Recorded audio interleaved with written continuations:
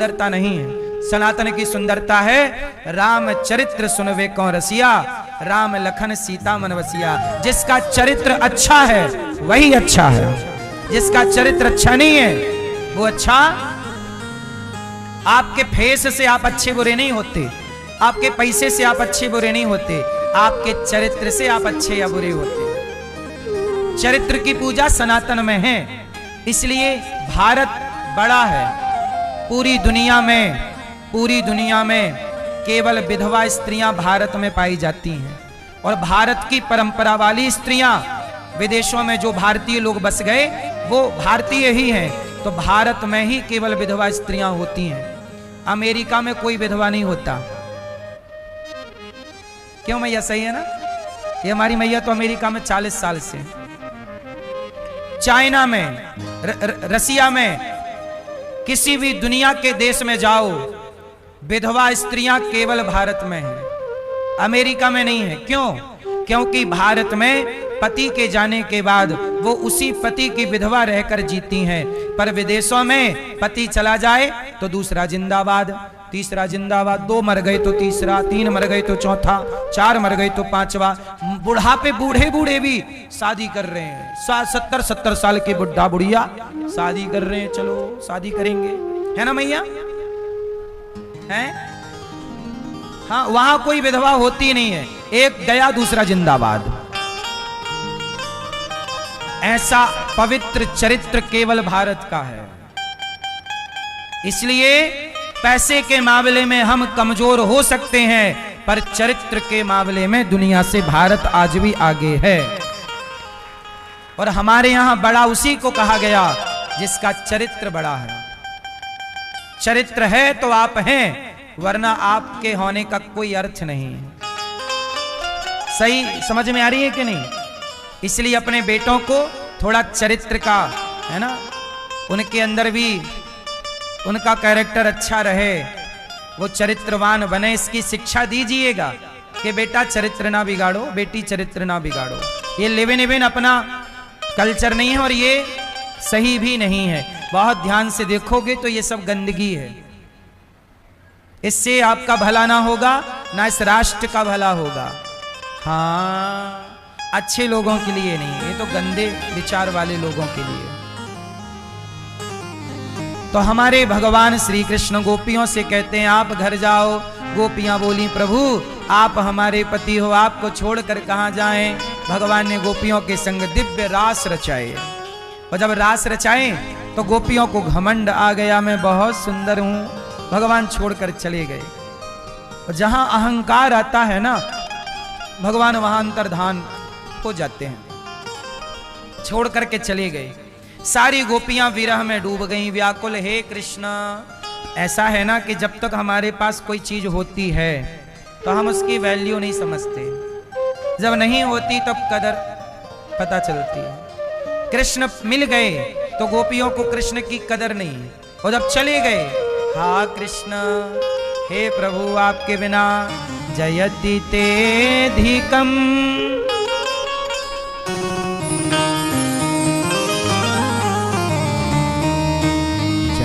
तेधिकम, हे कृष्ण अधिकम जयति जन्मना प्रजा। आप कहां चले गए प्रभु नंद नंदन? सारी गोपियां बोल रही हैं हे श्याम सुंदर, हमें मानना था तो आपने कथा का अमृत क्यों दिया? तब कथामृतम तप्त जीवनम कविभिरीडितम कल्मषापहम् श्रवण मंगलम। हे प्रभु, सारी गोपियां बोल रही हैं श्याम सुंदर मिल जाओ प्रभु। राधा रानी को लेकर भगवान अंतर्धान भये। राधा रानी बोली प्रभु थक गई हूँ। भगवान बोले आओ कंधे पर बैठ जाओ, और जैसे श्री जी कंधे पे जाकर बैठने लग गई, श्याम सुंदर श्री जी राधा रानी को भी छोड़कर अंतर्धान हो गए।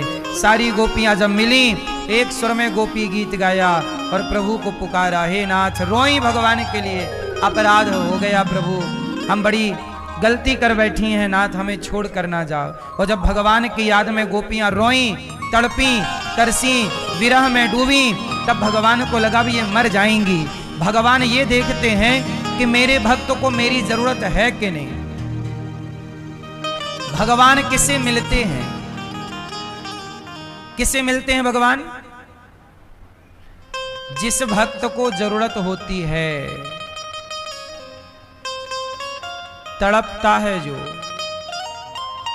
यदि आप तड़प रहे हैं, जैसे मछली तड़प रही है पानी के लिए, यदि भक्त के अंदर भी भगवान को प्राप्त करने की तड़प है तो भगवान मिलेंगे। वो तड़प ही नहीं है तो भगवान बोलेंगे जब आप हमारे बिना रह सकते हो तो रहो।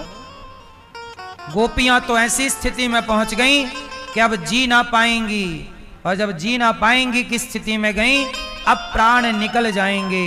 तब विरह में व्याकुल होकर जब पुकारा, यत्ते सुजात चरणाम्बुरुहम स्तनेषु भीताः शनैः प्रियदधीमहि कर्कशेषु तेना टवीमटसि तद्व्यथितेन किंस्वित् कूर्पादिभिर्भ्रमति दीर्घभवदायुषां नः। और जब गोपियों ने पुकारा, तासा माविर्भूत भूच्छौरिः स्मयमान मुखाम्बुजः पीताम्बरधरः स्त्रग्वी साक्षान् मनमथ मनमत। प्रकट होकर भगवान गोपियों के समक्ष आ गए। गोपियों ने प्रभु को पाकर प्रसन्नता व्यक्त की, और जितनी गोपियां उतने कृष्ण होकर दिव्य महारास रचाए। कौन सा रास? एक होता है रास, एक होता है महारास।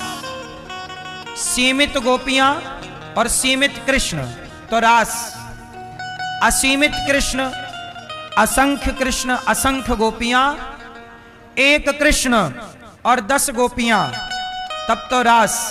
और जितने कृष्ण जितनी गोपियां उतने कृष्ण, तब महारास,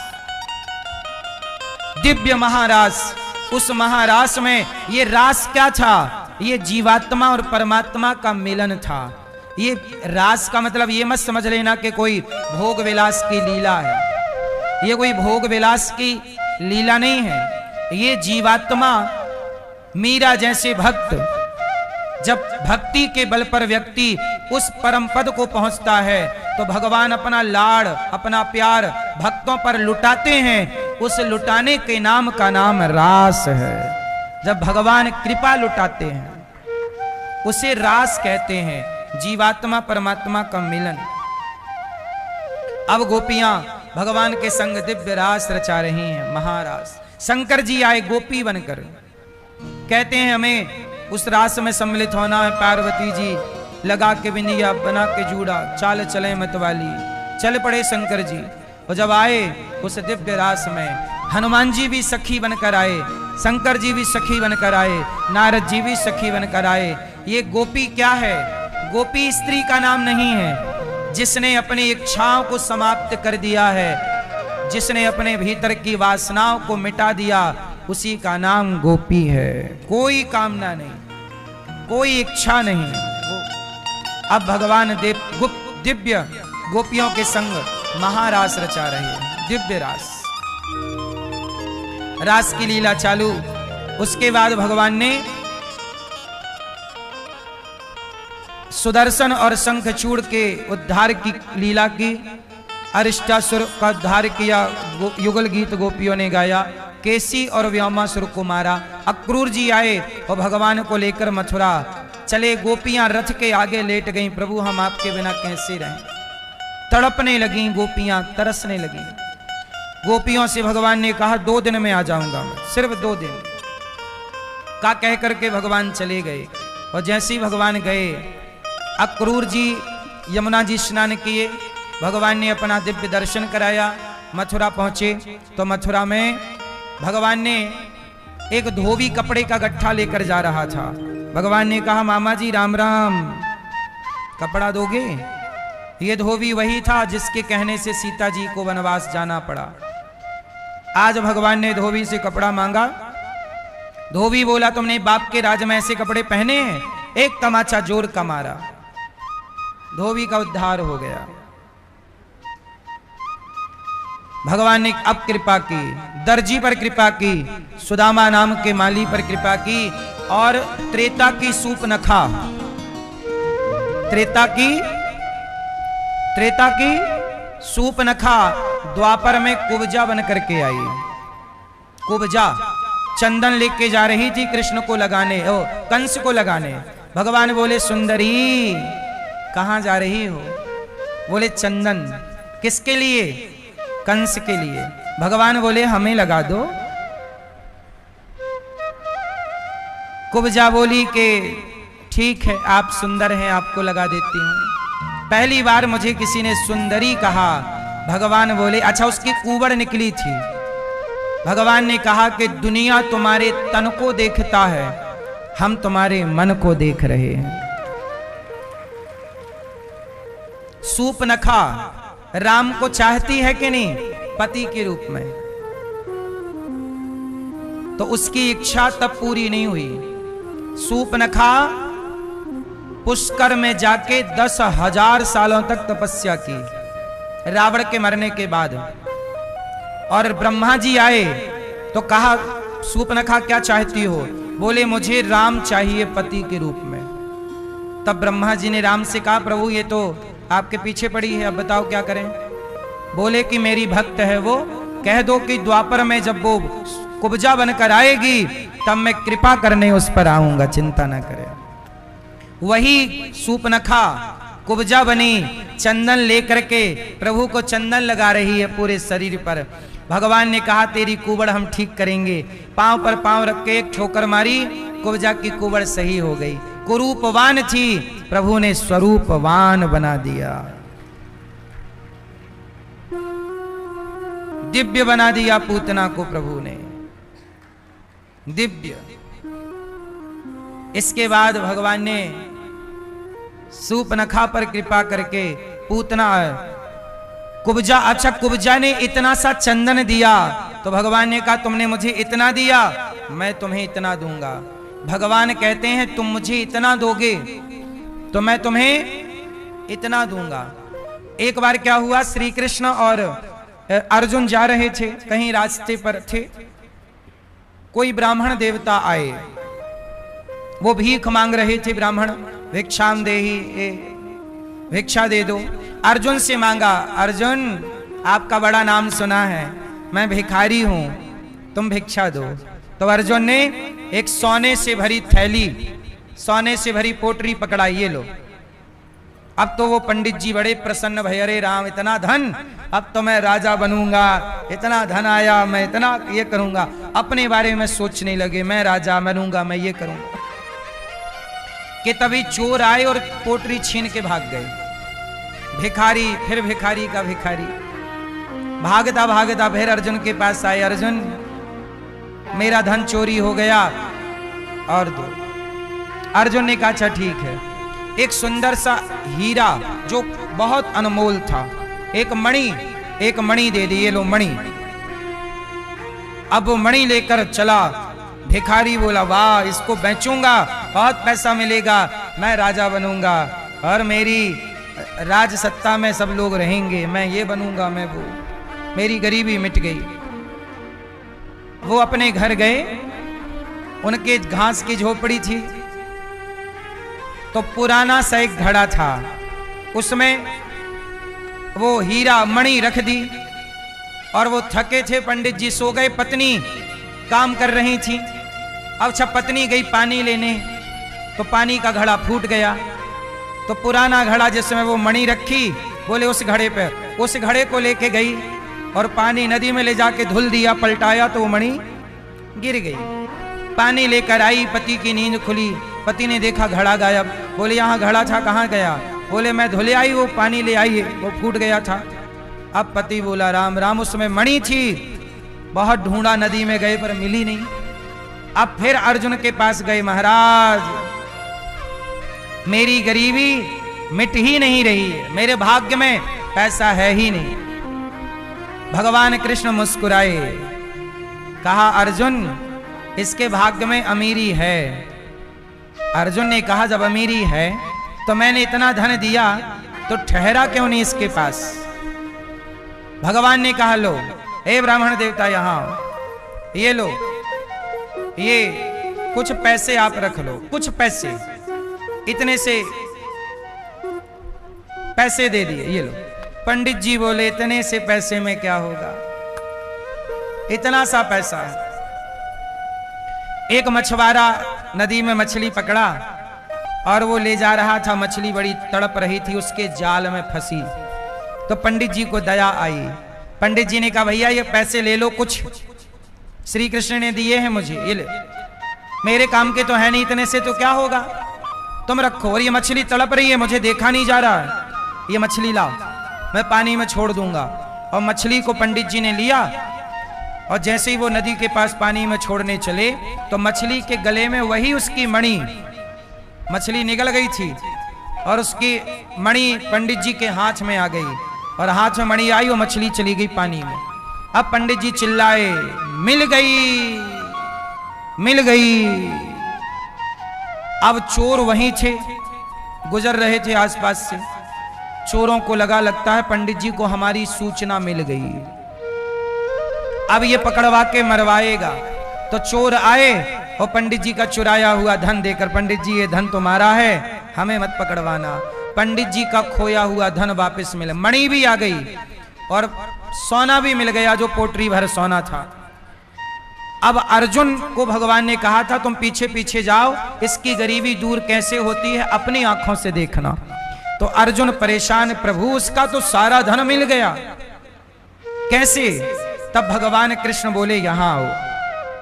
जब तुमने उसे धन दिया तो उस ब्राह्मण ने अपने बारे में सोचा कि मैं धनवान बनूंगा, मैं ये करूंगा, मैं राजा बनूंगा इस धन से।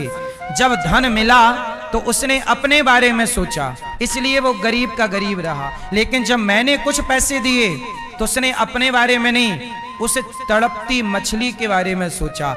और जो दूसरों के बारे में सोचता है ना अर्जुन, मैं उसे धनवान बना देता हूं। ईश्वर का एक ही फंडा है। भगवान कहते हैं तुम मेरे भक्तों के बारे में सोचो, तुम दूसरों के बारे में सोचो, मैं तुम्हारे बारे में सोचूंगा। इसलिए कहता हूं अपना अपना पेट भरने के चक्कर में ज्यादा ना रहा करो। आपका पेट तो भर ही जाएगा, दूसरों का पेट भरा करो। आपके घर में, अच्छा ये बताओ, आप लोग जो कमाते हो, बताओ उस कमाई में किस किस का अधिकार होता है? आंसर दो। आप जो पैसा कमाते हो उस पैसे में किस किस का अधिकार है? बोलो। जो आप कमाते हो तो सरकार को टैक्स देते हो कि नहीं? तो आपकी कमाई पर सरकार का अधिकार। लेकिन ये तो यहां की सरकार है, एक सरकार और है, ऊपर की सरकार, भगवान की सरकार। जो पैसा कमाओ, जैसे आपने 100 रुपए कमाए तो 100 रुपए में 1 रुपए गाय का होता है, गाय को पहली रोटी। 1 रुपए कुत्ते का, कुत्ते को आखिरी रोटी। 1 रुपए चींटी और चिड़िया का, चिड़िया को दाना, चींटी को दाना। और 1 रुपए कोई साधु संत भूखा प्यासा आए उसको 1 रुपए की रोटी खिला देना। जब आप 100 रुपए में 1 रुपए गाय, 1 रुपए कुत्ता, 1 रुपए भूखे के लिए निकाल दोगे 3 रुपए, तो जो आपके 97 रुपए बचेंगे वो आपके कहलाएंगे, वो आपका है। उसमें आपको जो सरकार का टैक्स है वो दीजिए। लेकिन भगवान कहते हैं मेरा वाला मुझे तो दो। लेकिन आप लोग, अच्छा ये बताओ, आप में से कितने लोगों के घर से पहली रोटी गाय की रोज निकलती है? पहली रोटी निकालते हो गाय की, गाय को देते हो? आखिरी रोटी कुत्ते की निकालते हो? पहली रोटी गाय। इसलिए गौरी गोपाल गौशाला में कहता हूं मैं कि गाय के नाम से महीने में 1 बार या 2 महीने में 1 बार गौरी गोपाल गौशाला में आप 1 बार अपनी ओर से चारे का दान करो तो आपको गाय का हिसाब चुक जाएगा। चिड़ियों को, चींटों को, चींटी को दाना वाना डाल दिया करो। इसलिए हरे चारे की सेवा, गौ माता को 1 ट्रॉली चारा आप भी दे सकते हैं। 1 ट्रॉली चारे की सेवा आप करिएगा, कर सकते हैं तो, करने के योग्य हैं तो। गौरी गोपाल गौशाला में आप गौदान कर सकते हैं। आज हमारी मैया जी ने किया, धनुबेन पटेल जी, धनुबेन धनसुख भाई पटेल जी ने। तो आप भी गौदान करें और गाय के चारा भूसा जल की सेवा करें। जीवन में क्या करना होगा? पुण्य। जब आप दूसरों के लिए सोचते हैं तो भगवान आपका खोया हुआ धन आपको, जैसे पंडित जी का खोया हुआ धन कैसे मिला? उन्होंने उस मछली के बारे में सोचा। ऐसे आप भी गौरी गोपाल आश्रम में वृद्ध माताएं रहती हैं। गौरी गोपाल आश्रम में मैंने बताया ना, कल आपने देखा कि एक बेटी अपनी मां को छोड़कर चली गई। एक मां लगभग हफ्ते भर से हॉस्पिटल में है, 3 बेटे हैं। फोन आया बेटों का, बोला कि बड़ा भैया आएगा, फिर बोला नहीं नहीं छोटा भैया आएगा। बोल रहे हैं ये आएगा वो आएगा, पर अभी आज लगभग 7 दिन हो गए, कोई नहीं आया। ये मैया हॉस्पिटल में, कोई आने को तैयार नहीं। 3 बेटे 1 बेटी। आपसे मैं भिक्षा मांग मांग कर इन माओं का इलाज कराता हूं। वेंटिलेटर में मैया गई। आप समझते हैं कि वेंटिलेटर का खर्चा कितना होता है? गौरी गोपाल आश्रम में इन माओं को हम नाश्ता, समय से माओं को नाश्ता मिलता है, समय से भोजन। आज हमारे भैया जी ने मैयाओं को नाश्ता कराया। हमारी दिल्ली वाली मैया हैं, मैया ने दही भल्ले और आपने सहयोग किया नाश्ता का, भैया जी ने। तो आज नाश्ता आपकी ओर से था। कल का नाश्ता माओं को आप अपनी ओर से करा सकते हैं कि कल का नाश्ता माओं को आप बंटवाएंगे। यहां केवल माताएं नहीं, बूढ़े पिता हैं। माओं को देखो, हम नाश्ता तो बेटा बनकर जो सेवा एक पुत्र को करनी चाहिए वो तो कराते ही हैं। आप भी कल माओं को खिलाइए, आप भी कल भोजन दीजिएगा, कल का भोजन माओं को आप कराइएगा। और यहाँ केवल माताएं नहीं, एक वृद्ध पिता भी रहते हैं। वो पिता जिनको बेटी छोड़ करके चली गई है, जो पिता बहुत लाचार हैं, वृद्ध हो गए हैं। आज मैंने इन बाबूजी को भी हॉस्पिटल भिजवाया कि 2-4 दिन हॉस्पिटल में कमजोरी बहुत आ गई है और शरीर चलता नहीं है ठीक से, हॉस्पिटल भिजवाया है। आज बाबूजी ने मेरे से कहा कि हमारा कोई नहीं है। मैंने कहा आप चिंता मत करिए, आपके भगवान हैं, हम सब आपके हैं। जब अपने साथ छोड़ देते हैं तब किसी को तो साथ निभाना पड़ेगा। तो यहाँ वृद्ध माओं की सेवा, पिताओं की सेवा आपके सहयोग से चलती है। इसलिए आप भी इन माओं के बेटा बेटी बनकर थोड़ा थोड़ा अन्नदान जरूर कीजिएगा। दवाई का सहयोग, माओं के रात्रि के 1 गिलास दूध का सहयोग। यहाँ पर अखंड संतों की सेवा होती है। हजारों संत भोजन करते हैं। सवेरे से हजारों संत लाइन में खड़े हो जाते हैं। सभी संतों को भोजन मिलता है। आपकी ओर से संतों को थोड़ा थोड़ा भोजन मिले तो अच्छा लगेगा। तो आप भी देखो, ये लाइन लगी है सड़क से बिल्कुल। हजारों संत जन प्रसाद पाते हैं। फक्कड़ साधु, ये सब भजन करने वाले संत हैं, परिक्रमा लगाते, दर्शन करते प्रभु का। इनका कोई फिक्स स्थान नहीं है। फक्कड़ मतलब चलते फिरते, आज यहां, आज इस पेड़ के नीचे, कल उस पेड़ के नीचे। आप लोग सहयोग करते हैं तो साधु संतों को यहाँ दाल चावल सब्जी रोटी खीर पूड़ी, पर डे की सेवा है, 12 महीने की सेवा। कल का भोजन संतों को आप भी बंटवाइएगा। यदि आप इस योग्य हैं तो अन्नदान जरूर कीजिएगा। आपके सहयोग से किसी साधु का पेट भर जाए। जब आप किसी के बारे में सोचेंगे ना, इन संतों के बारे में, इन वृद्ध माओं के बारे में, तो बताओ क्या भगवान आपके बारे में नहीं सोचेंगे? इसलिए आप सोचिएगा जरूर। यहां पर अखंड रसोई चलती है।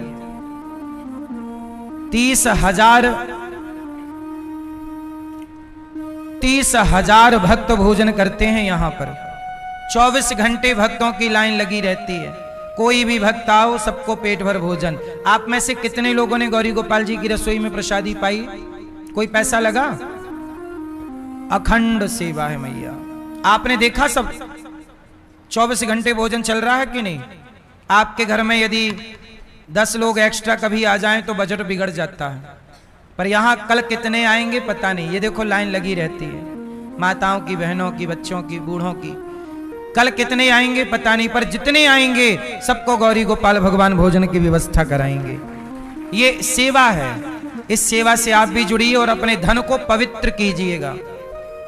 जब आप शराब में पैसा खर्च करते हो, नशे में पैसा खर्च करते हो, तो आपका पैसा अपवित्र हो जाता है। और जब आप किसी के भूख मिटाने के लिए, किसी की भूख मिटाने के लिए, किसी का पेट भरने के लिए पैसा खर्च करते हो, तो वो आपको पुण्य से भर देता है, वह धन पवित्र हो जाता है। तो हमारी कविता मैया दिल्ली से हैं, माताओं को आज नाश्ता मैं सहयोग किया, और श्री दीपक गुलाती जी माताओं को आपने भी नाश्ते का सहयोग किया।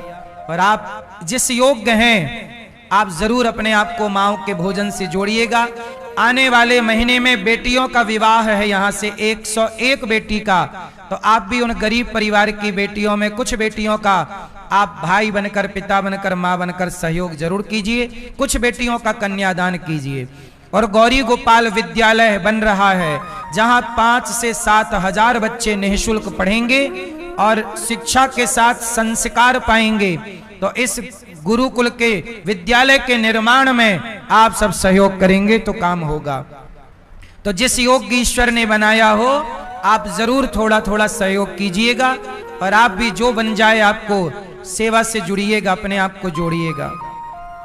तो आप भी इन सेवाओं से अपने आप को, कुछ भक्तों ने सहयोग किया है, आओ नाम सुने ऐसे भक्तों का। ये गुरुकुल विद्यालय बनने के बाद ऐसा दिखेगा। आप भी इसके निर्माण में सीमेंट का, सरिया का, ईंट का, 1 ट्रॉली ईंट का, 1 ट्रॉली गिट्टी का, रेत का, सीमेंट का सहयोग जरूर करें और विद्या का दान करें। कुछ भक्तों ने सहयोग किया है, आओ नाम सुनते हैं ऐसे दानवीर महापुरुषों का जिन्होंने धन को धर्म से जोड़ा है।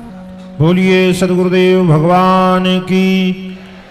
उपस्थित सभी श्रद्धालु जनों को जय श्री कृष्णा। चैनल के माध्यम से घर बैठकर कथा का रसपान कर रहे आप सभी श्रद्धालु जनों को जय श्री कृष्णा। व्यासपीठासीन सेवा की प्रतिमूर्ति पूज्य श्री महाराज जी के चरणों में कोटसा नमन वंदन।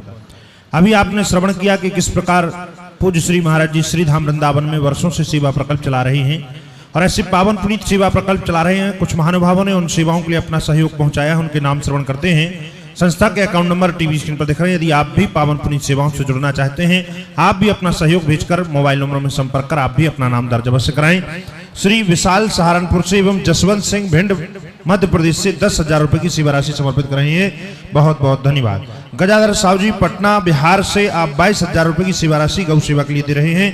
धीरज सिंह जी राकेश बघेल दिल्ली से 51 रुपए। मनीष वर्मा बक्सर से अन्य क्षेत्र के लिए 11,000 रुपए। घरमा टाटा जी, प्रेमवती अलवर से 21 रुपए। मधु यादव जी दिल्ली से, रेणु उमराव जी अन्य क्षेत्र के लिए 11,000 रुपए। तरुण कुमार दिल्ली से, विशाल उज्जैन से, विष्णु माया जी एवं लाल बाबू शाह जी बिहार से 21 रुपए की सेवा राशि समर्पित कर रहे हैं, बहुत बहुत धन्यवाद, बहुत बहुत साधुवाद। आप सभी दानदाताओं को बहुत बहुत धन्यवाद, बहुत बहुत साधुवाद। ऐसी पावन पुनीत सेवाओं से जुड़ने के लिए और अपना सहयोग इन जरूरतमंदों तक पहुंचाने के लिए। आप भी यदि इन पावन पुनीत सेवाओं से जुड़ना चाहते हैं तो संस्था के अकाउंट नंबर टीवी स्क्रीन पर दिख रहे हैं। आप अपना सहयोग समर्पित करते हुए मोबाइल नंबर में संपर्क कर आप भी अपना नाम दर्ज अवश्य कराएं। आगामी पोथी पाठ यहाँ पर होने जा रहे हैं। पुरुषोत्तम माह के इस पावन महीने में आप भी अपने पूर्वजों की प्रसन्नता, घर में सुख शांति के लिए पोथी पाठ के यजमान बन सकते हैं और ब्रज 84 कोष की यात्रा का रजिस्ट्रेशन भी करा सकते हैं। 101 गरीब कन्याओं का विवाह होने जा रहा है, उनमें से आप भी किसी पुत्री के धर्म के माता पिता बनकर उनका कन्यादान कर सकते हैं। आइए इसी क्रम के साथ चलते हैं पूज्य श्री महाराज जी के चरणों में। जय श्री कृष्णा, जय श्री राधे। आज पूर्णिमा है, पुरुषोत्तम मास की पूर्णिमा। आप भी इस पूर्णिमा में जरूर इन माओं के बेटा बनकर, बेटी बनकर माओं को भोजन जरूर कराइए और संतों के भोजन में सहयोगी जरूर बनिए। भगवान कुब्जा पर कृपा करते हैं। कुबलिया पीड़ नाम के हाथी का उद्धार किया, चाणूर मुष्टिक को मारा, कंस को भगवान ने मारा, पाप की नगरी को अब भगवान ने कंस के पाप से मुक्त किया और मथुरा को पाप से मुक्त किया भगवान ने, और कंस के पिता उग्रसेन को राजा बनाया। भगवान पढ़ने उज्जैन गए, पढ़कर आए। 64 दिन में उद्धव जी को ब्रजमंडल भेजा।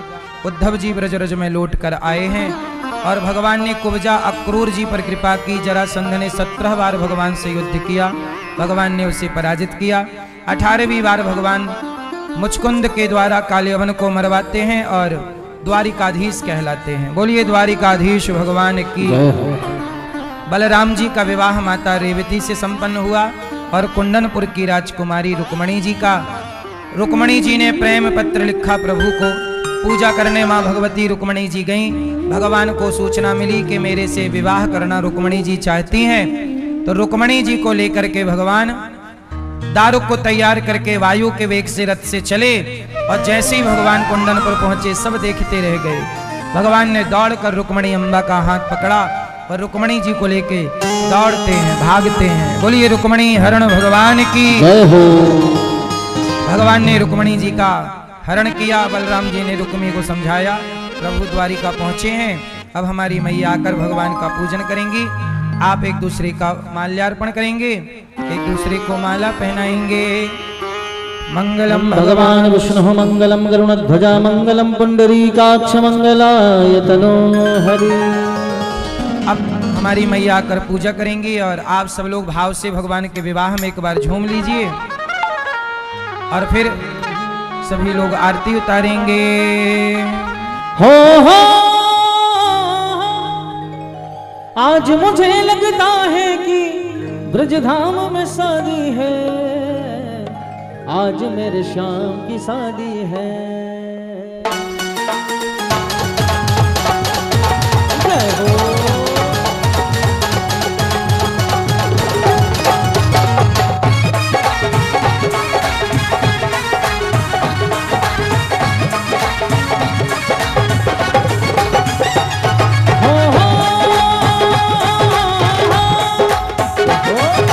आज मुझे लगता है कि ब्रजधाम में शादी है, आज मेरे श्याम की शादी है, आज मेरे श्याम की शादी है।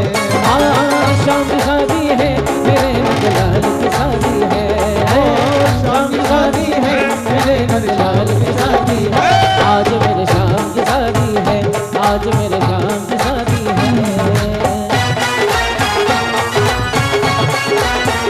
जय हो।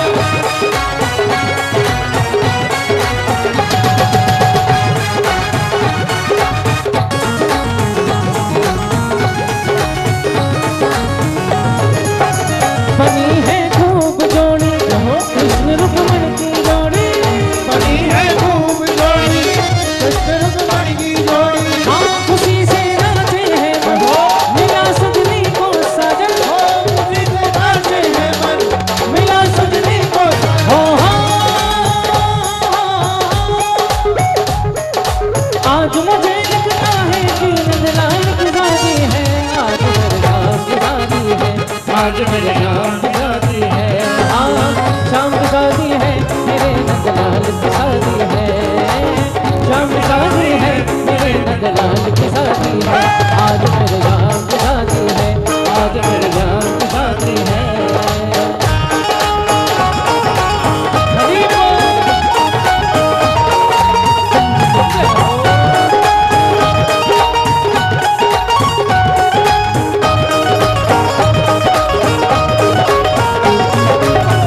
रंग में रंग गई रुक्मणी हो, श्याम रंग में रंग गई रुक्मणी भोली सुध बुध सारी। मन के मन में बस गई कुंज बिहारी, रुक्मणी के मन में बस गए कुंज बिहारी। हाँ श्याम रंग में रंग गई रुक्मणी हो, श्याम रंग में रंग गई रुक्मणी भोली सुध बुध सारी। रुक्मणी के मन में बस गई कुंज बिहारी, रुक्मणी के मन में बस गई कुंज बिहारी।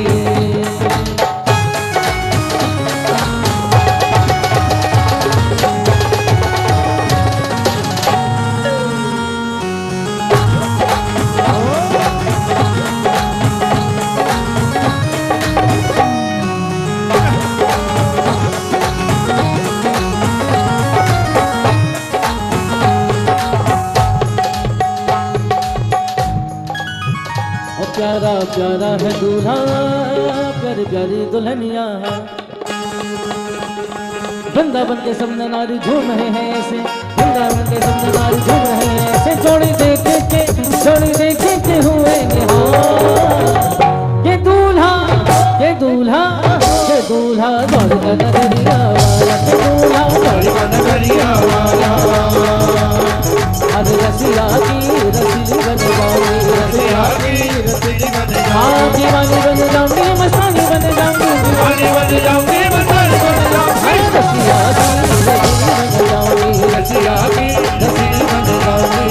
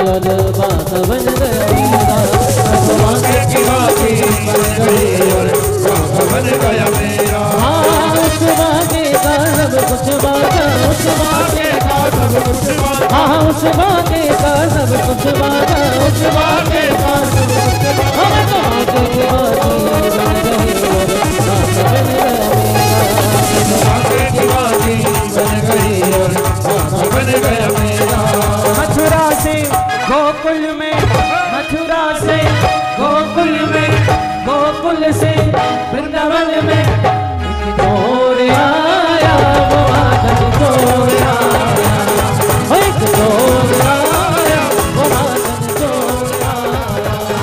हाँ पर्दे में बैठे बैठे बैठे, पर्दे में बैठे बैठे यूं न मुस्कुराइए,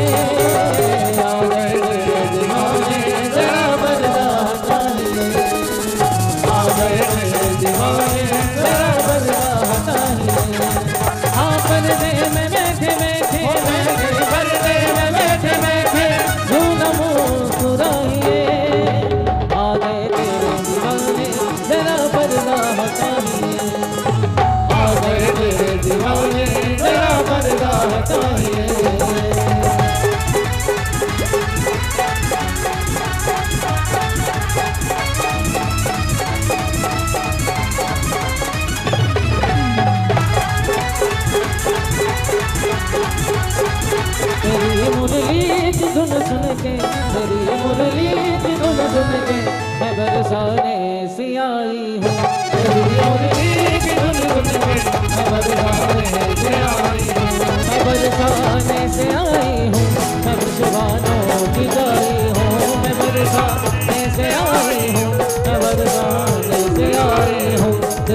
मुरली तेरी मुरली की धुन सुन के मैं बरसाने से आई हूँ।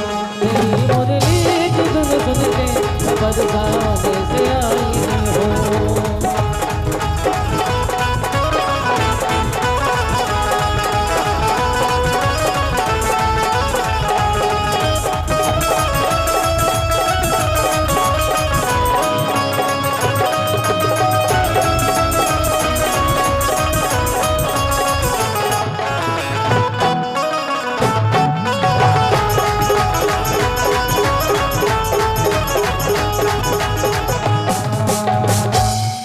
बोलिए कृष्ण कन्हैया लाल की। आओ आरती करें। नारायण चरणौ शरणं प्रपद्ये श्रीमते नारायणाय नमः। चंद्रमा मनसो जात चक्षुः सूर्यो जायतो श्रोत्राद्वायुश्च प्राणश्च मुखादग्निरजायत। भगवान द्वारिका गए और प्रेम से विवाह के बंधन में बंध के प्रेम से रुक्मणी कृष्ण के संग प्रेम से रहने लग गए। आगे विवाहों की चर्चा कल। मन में बसा कर बसा कर तेरी मूर्ति